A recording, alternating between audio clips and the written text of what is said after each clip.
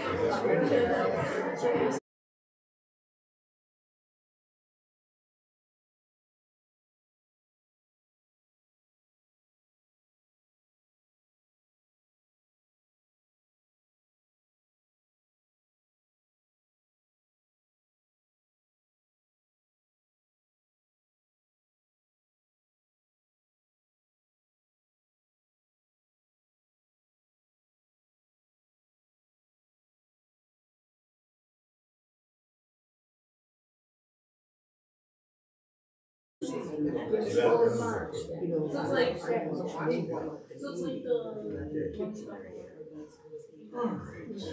don't know. But he says he's a preferred Venus customer. He can swap his accounts.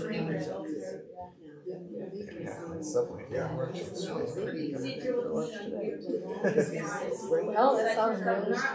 Okay, this was the first one. We went to Denny's for breakfast, and I told you we had it. So I got the leftover pancakes I brought from the chicken. Well, then, It's take out container like that, and it's like full because they had two big pancakes and I ate half of hers. Okay. We threw the leftover eggs in there too. We thought the chickens might just well eat that. Sorry to interrupt the visiting, but time to get started. All right. I'm not taking the blame for the service going long this time. That was a good short sermon. The rest of the service. Too short, probably. Anyway. All right. So we're on page 5 in your handout today. And, sorry.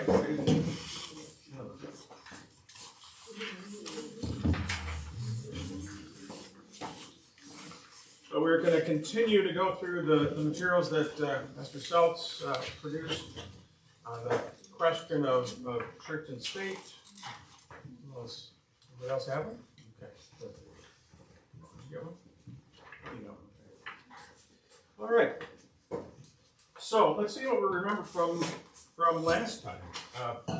Last time we talked about the kingdom of the left and the kingdom of the right. What do we mean when we talk about the kingdom of the left? Earthly authorities, right? What do we mean by when we talk about the kingdom of the right? Church and God's kingdom, yeah, or the church in this world, yeah. And which of those was instituted by God, founded by God? yes. Good. Oh, yeah. Yeah. Both of them are from God.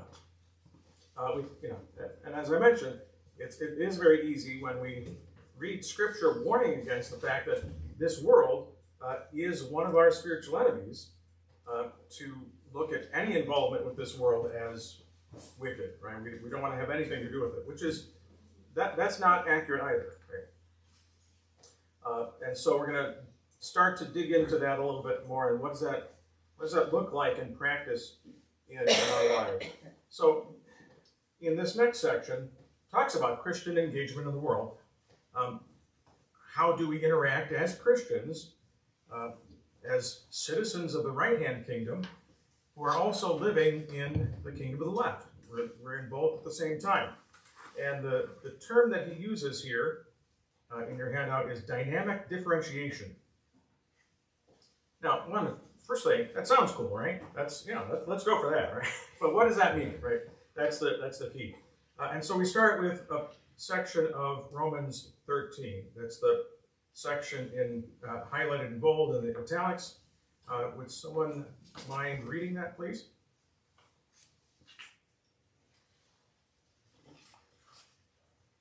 Let every person be subject to the governing authorities, for there is no authority except from God, and those that exist have been instituted by God.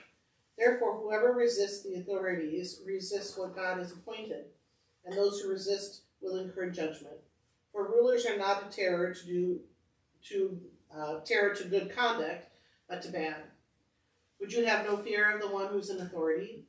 Then do what is good, and you will receive his approval, for he is God's servant for your good. But if you do wrong, be afraid, for he does not bear the sword in vain. For he is the servant of God, an avenger who carries out God's wrath on the wrongdoer. Therefore, one must be in subjection, not only to avoid God's wrath, but also for the sake of conscience. For because of this, you also pay taxes, for the authorities are ministers of God, attending to this very thing. Pay to all what is owed to them, taxes to whom taxes are owed, revenue to whom revenue is owed, respect to whom respect is owed, honor to whom honor is owed. All right, so there's several sides to this, right? So first of all, we talked last Sunday about Nebuchadnezzar, who was a pagan king, and yet God called him my servant Nebuchadnezzar, right? Cyrus too, I think, is another example. Here in verse 4, it says that the governing authority, he is, come on, all right, we'll do this. He is God's servant for your good. And who is it that Paul describes here as God's servant? As Paul is writing these words, who is the earthly authority? Is it Nero? Well, the Roman Empire, and the Roman Emperor, I don't know. Nero came after. I don't know at the time which of the emperors it was, which of the Caesars it was, but yeah, he's talking about the Roman Empire, right? The same empire that was actively persecuting the church at times. And Paul writes, he is God's servant for your good. He is exercising, he's misusing it, but those rulers are exercising authority given to them by God. And I think that's helpful to keep in mind as we wrestle with the situation that we're in now. A couple of months ago, I actually quoted this passage and got some pushback after the sermon. I quoted it in the sermon and got some pushback, and I'm fairly certain that it was on this last section about paying taxes. And the objection was that we live in a nation that, in their minds, is incredibly corrupt. But if we look back at what Paul is talking about here, again, who is he writing about?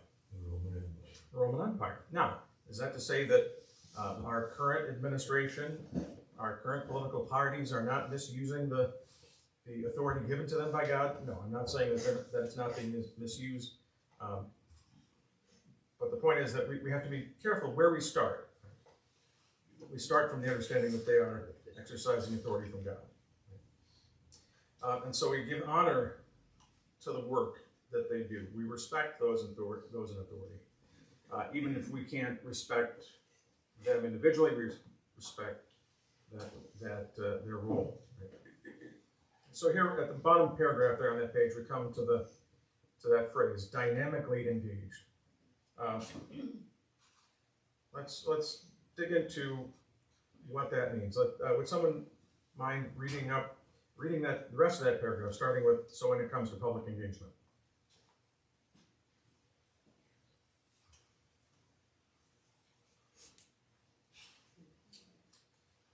So we're at the bottom of page 5, that last paragraph, about halfway through the paragraph. So when it comes to public engagement, Christians realize that we are to be dynamically engaged. Yes, but to realize that God works to bless in very different ways through his true kingdom blessing. He curbs evil through the government and taxes. He blesses the common good through people getting married, having children, and working hard to take care of one another. But his ultimate work is to bring salvation to all as a gift. Law and gospel, kingdom of the left, kingdom of the right. We take them both seriously, but one is for time, one is forever. Differentiating between the two is the key. So what does he mean by differentiating there? Between now and eternity. Okay, differentiating between what is temporary, what is passing, and what is eternal.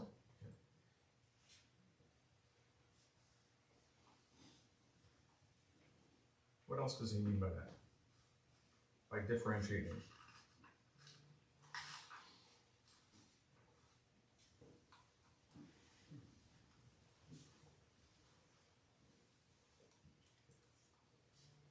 What's evil and what's a blessing, right? I mean, Okay.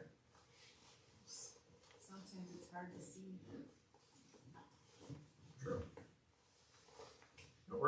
If I can phrase it just a little bit differently, to see the good, the blessings that God gives through both, right? and the unique roles that each one plays. That's another way of differentiating.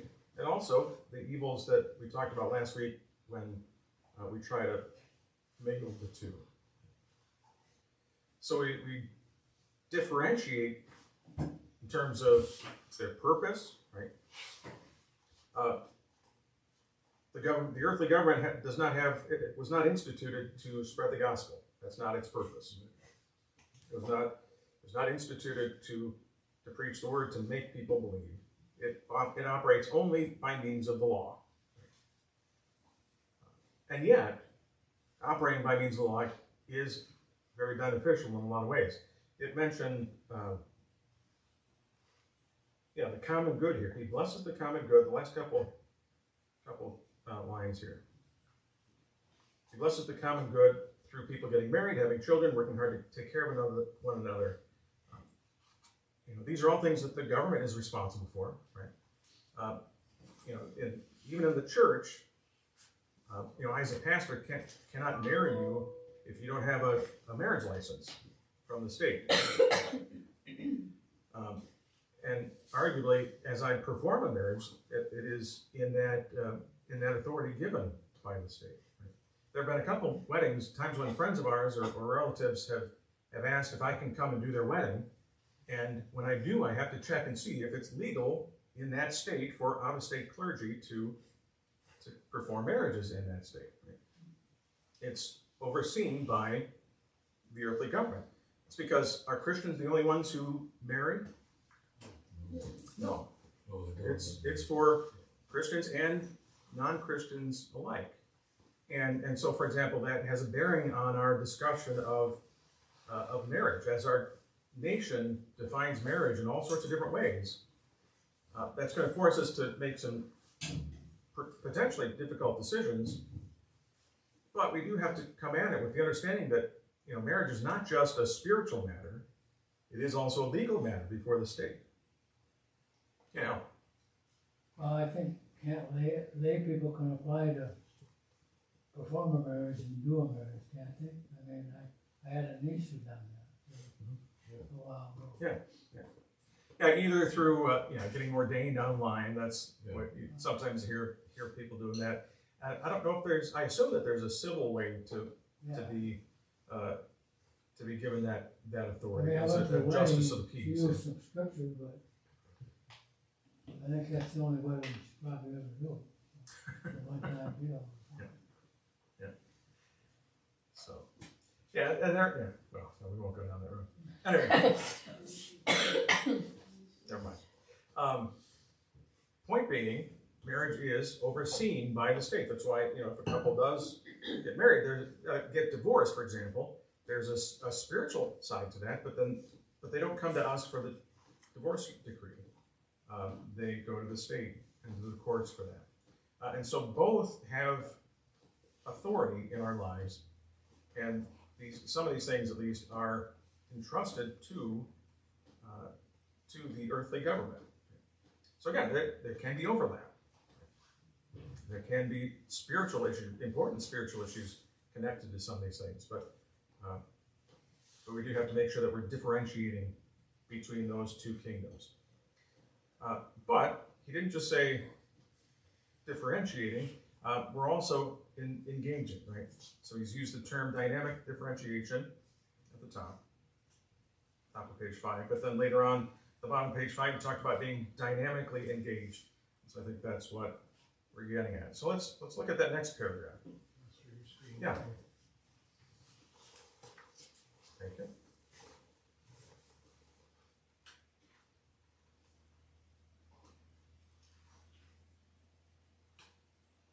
Okay. So let's think through that a little bit more specifically in terms of our specific instance, because we're not living under the Roman Empire any longer. We're not living under the emperors. So let's think through what that looks like in our case as well. Would someone read that next paragraph that starts with "in America"? In America, it gets even better since the Constitution sets up the citizen, the disciplined religious citizen, as the Caesar. So Paul's admonition brings more work for the two kingdom citizen to do. We don't just need to honor those elected officials, we too need to be honorable. We don't merely submit to the laws of the land, we get to participate in creating those laws for the good of all. Even there, God gives us wisdom through his word, but the wisdom of the law can be seen in God's created order too. To the end, be dynamic.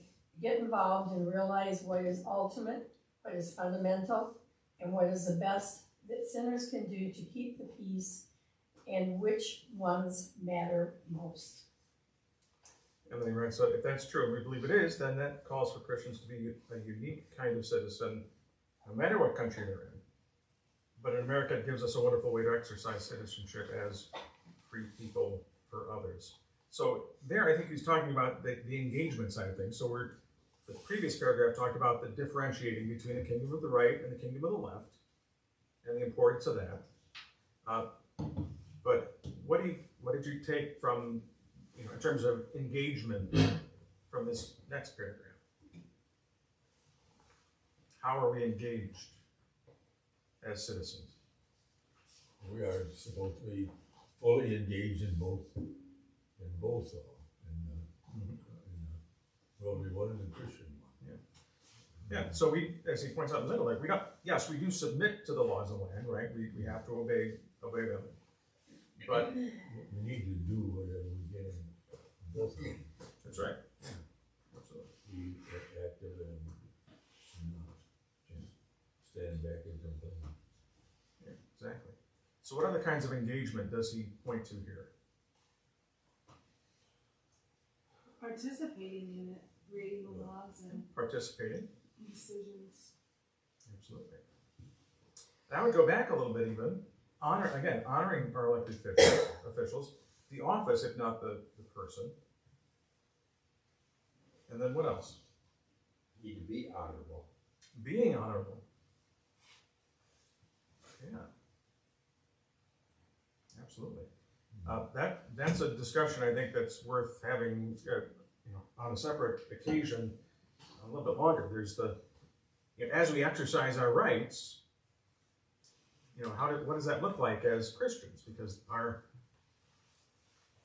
priorities are not just our own likes and dislikes, our own welfare, but first of all, the welfare of others, plus the witness that we give by the way we do it. Let's see, what else does he point to here in terms of engagement? Talk about submitting to the laws and then participating in creating those laws. Be at peace with the ones that are actually doing the action or following the rules, and you respect them also. As far as we are able to be at peace with all. Yeah. And then the final point I want to point to here is that God gives us wisdom through his word, but the wisdom of the law can be seen in God's created order too. There's a whole area of natural law that comes into play here that we'll need to wrestle with as well. Because when we talk about what laws our nation should pass, what policies our nation should pass, the fact that God's word says these things is important to us, but that is not necessarily persuasive to those that we're talking to. And so it can be very helpful to make sure that we're able to articulate why marriage as the lifelong union of one man and one woman is really beneficial for society, for example, and beyond that too, of course. But we'll have to get into that again, that idea of natural law, so kind of tuck that away. So a couple of questions. To be dynamic means to be actively engaged. How is God dynamic in the left-hand kingdom?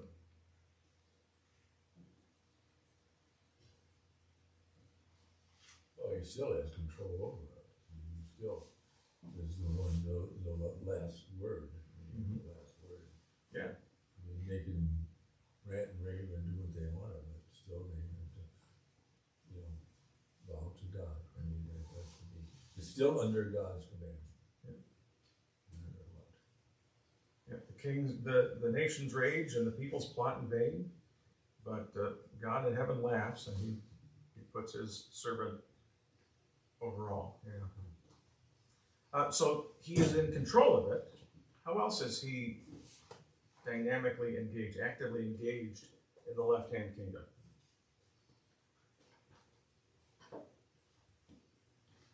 We talked about the purposes of the left-hand kingdom last week. What were those purposes? Remember? Keep order. Keep order, protect its citizens, Make the laws. as far as it's able to enforce justice. Okay. So God is actively engaged in this world through through the earthly authorities trying to do those things. How about the right-hand kingdom? How is God actively engaged in the right-hand kingdom? Hopefully this one's easier to articulate. How is God actively engaged in the right-hand kingdom? By the word, Through the means of the word, yeah. And what does that word do? sets an example of how God wants us to be, and I mean, It does instruct us, yeah. What else does that word do? Keeps your faith alive. Absolutely, yeah. It creates faith and sustains faith, right? That's how we are made children of God, is through the kingdom of the right, through the power of the word. The power of the word attached to water, the power of the word that's preached and taught, the power of the word that's applied to you in the absolution, the power of the word attached to bread and wine. God is actively engaged, certainly in the right-hand kingdom, gathering people into that kingdom and sustaining us in it. It gives us hope too, because we know that God's still in control, even if things aren't going Absolutely. right on this earth, and He's still in control. We have that hope. Absolutely. Great point. Question 3 says, the first line of the United States Constitution states that we the people are the ones that establish the laws. How does that impact our being involved in the enactment and enforcement of those laws?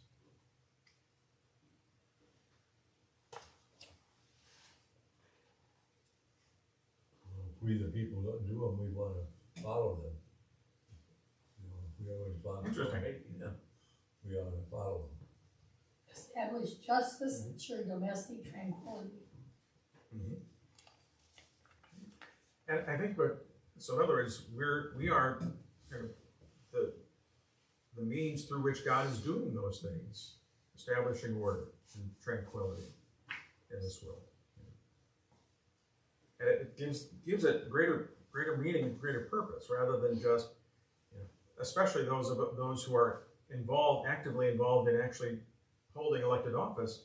The purpose of that authority is not just for their own benefit, for their own good, but for the good of those under that authority. All right, so let's look a little bit more at engagement, Christian public engagement.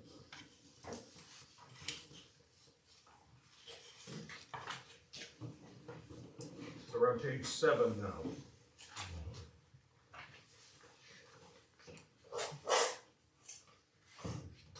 It's an interesting title on this section. Christian public engagement, Reformation restraint, cautious because of our callousness, suspicious of Puritan utopian absolutism. What do you make of that right off the bat? Anything? refused. Okay. Well, let's see if we can untangle that. All right. So let's take that first paragraph. It says there's so much to be angry about today. It seems, right? Everything. And I don't know what was the date on when he wrote this. Just out of curiosity. 2001. All right, so 23 years ago, he writes, there's so much to be angry about today, it seems, right? Yeah, that statement, I don't know, did that statement age well or not well? I'm not sure which, maybe both, but certainly it still applies, it still resonates today. It's still in the forefront. Mm-hmm. Yep. And of course, we're coming up on election year, so that'll rear its ugly head again. Anyway, won't go too much further down that road. But everyone thinks that they have the answers that will make everything better. Progress, right? That's the buzzword right now, right? Progressive. We want progress. We don't want to just make sure that we can sustain or maintain things, but we want to improve them and make them better. But when it comes to radical changes, a two kingdoms citizen will probably be hesitant at first. Now, why do you think that is? Before we read what he writes, why do you think that is that a two kingdoms citizen probably will be hesitant at first?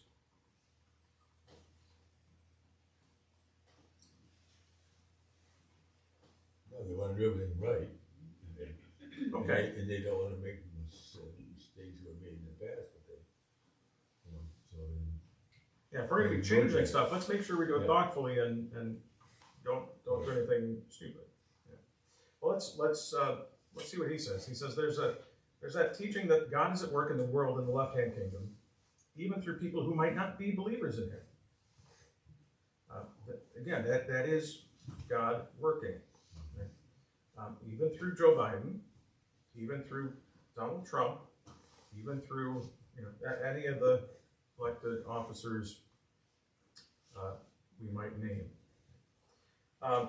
When you understand that what God is doing through His left-hand kingdom, you can understand how He can use even sinful, unbelieving people to keep things relatively peaceful and temporally just. There are people right now who are doing a good job in their vocations as politicians, police, entrepreneurs, business people, even fathers and mothers whose heart may not be totally in it, but they know they need to do the right thing for others to do their work. So not optimal, but God can even work through that to maintain, to keep a nation, a community, or even just a neighborhood from imploding.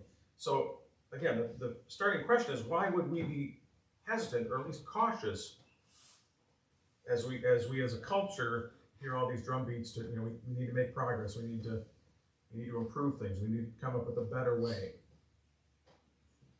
That's because, first of all, we recognize the blessings and the benefits that God is giving us through the order as it is. And so that's an important starting point. At the same time, with that earthly authority, is our position that it can never be questioned? No, we do have a role to play in trying to examine both the goals and how we're trying to achieve it. As the next paragraph points out, it is not absolute. We touched a couple times last week on the fact that occasionally when earthly authorities, when the left-hand kingdom oversteps its boundaries, teaches something contrary to the fundamental teaching of the Bible, the Apostle Paul reminds us we must obey God rather than men. But here's a key phrase here. But even here, it is not with a rebellious heart, but with a heart that wants what is best for others as well as oneself. Reformation restraint is the belief that God is at work in a world and He's ultimately seeking the best for each person. But I think that's important. Even here, it is not with a rebellious heart, but a heart that wants what is best for others as well as oneself. What do you think that looks like in practice?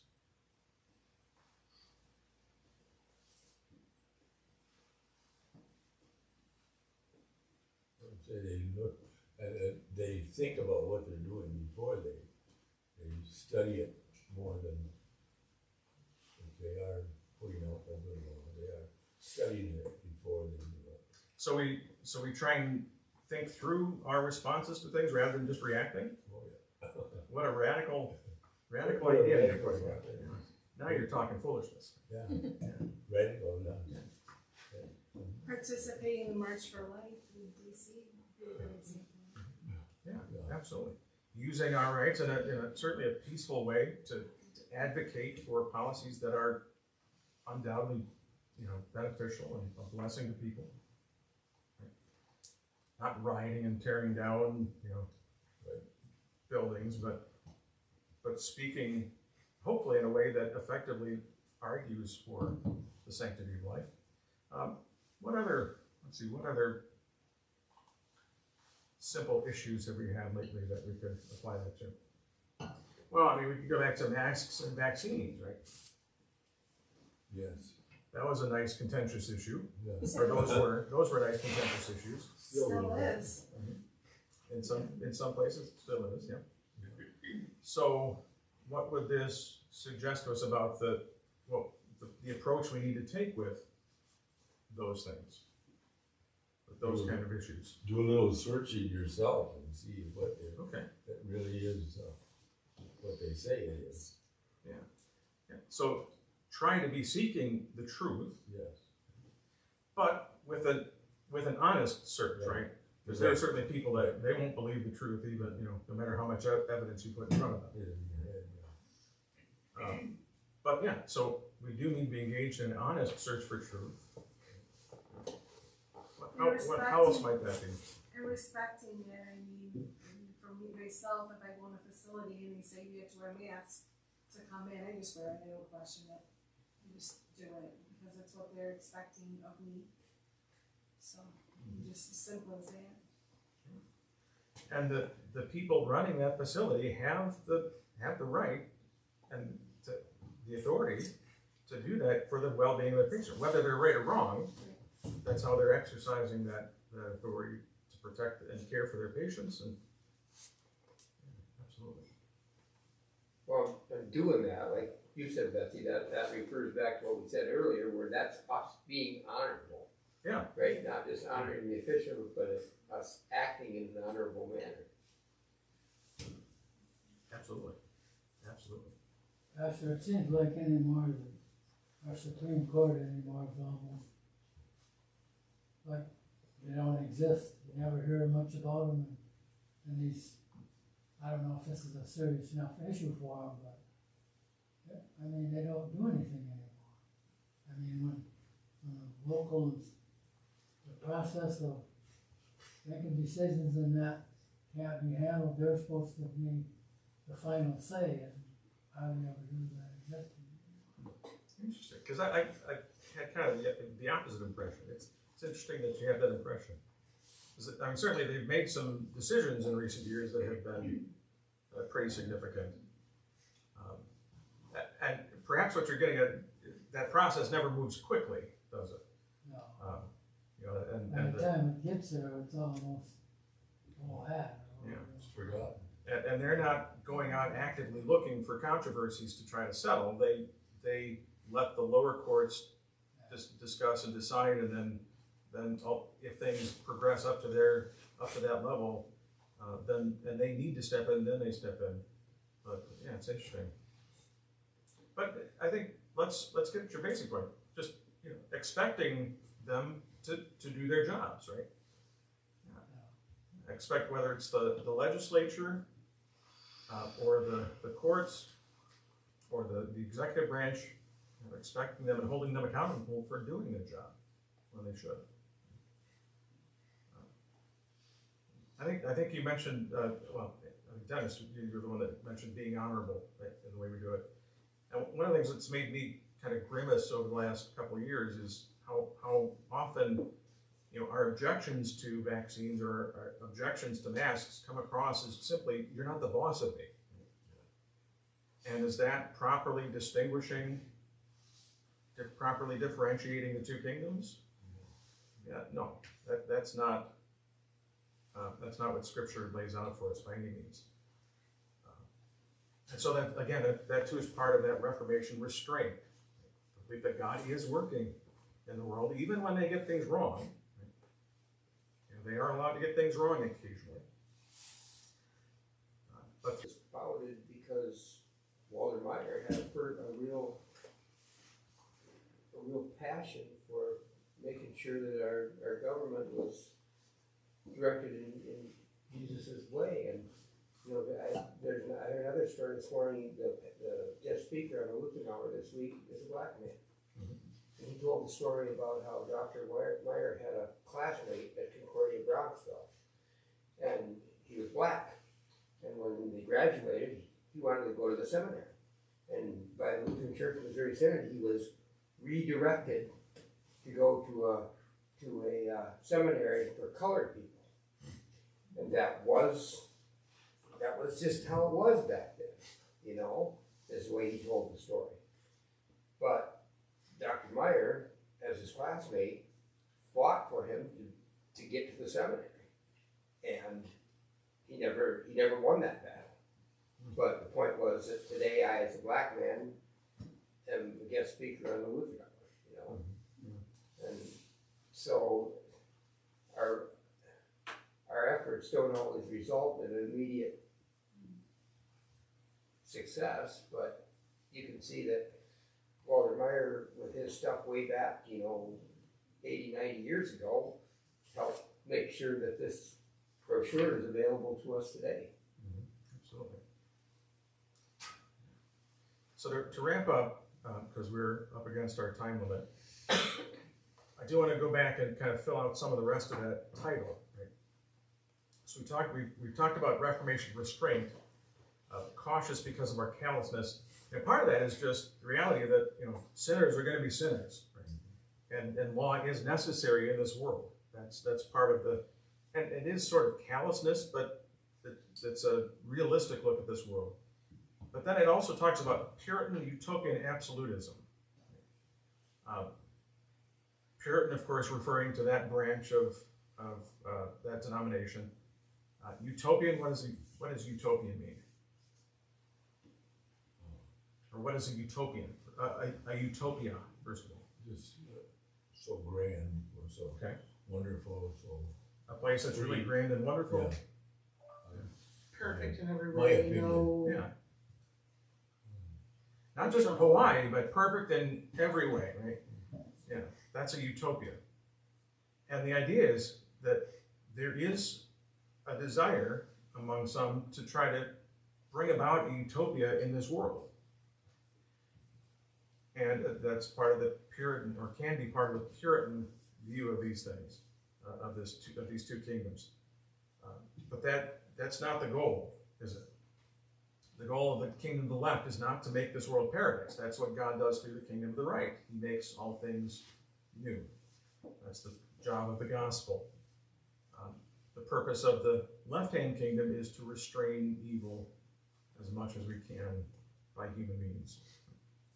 So we're suspicious of those attempts to try to make this place paradise, this world paradise. As Solomon wrote in Ecclesiastes, for everything there is a season, a time for every purpose under heaven. He didn't write that just so we would have a memorable song to sing here in the 20th and 21st centuries. He wrote it as a reminder that we can't make this world perfect. And so we come at it with that understanding as well. Okay, so that's where we'll leave off. We'll pick up with either the separation or intersection of church and state, and dig into that a little bit, think through that a little bit as well. God's blessings on your week. That's the one,